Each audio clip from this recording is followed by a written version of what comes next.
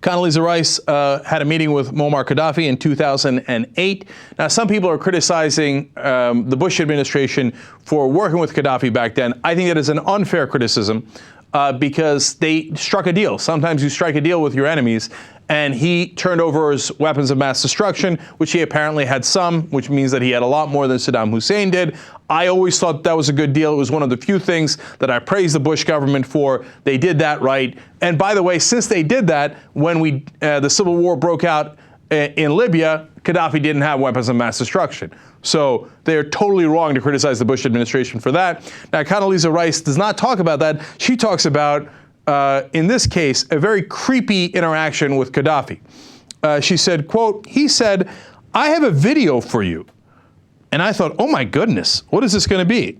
But it was actually just a bunch of pictures of me with Vladimir Putin, me with Hu Jintao, etc. This creepmeister had a video made where he would just watch pictures of Condoleezza Rice. Then he had a book that we told you about before that dedicated to Condoleezza Rice with nothing but pictures of her. Gee, I wonder what he was doing to those pictures and to that video and why he had it put together. Condoleezza Rice is like, I could not get out of the room quickly enough.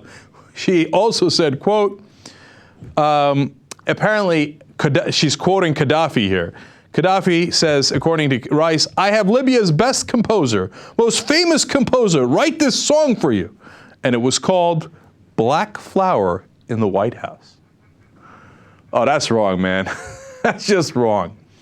What do you do when a pervy wanker dictator comes onto you?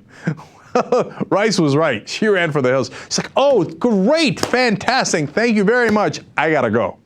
Okay. And actually, it turns out Qaddafi had to go too, but he didn't know that. And now he's gone. So I suppose in a sense you would be somewhat flattered, but here's what I know is the right thing. You get out of there.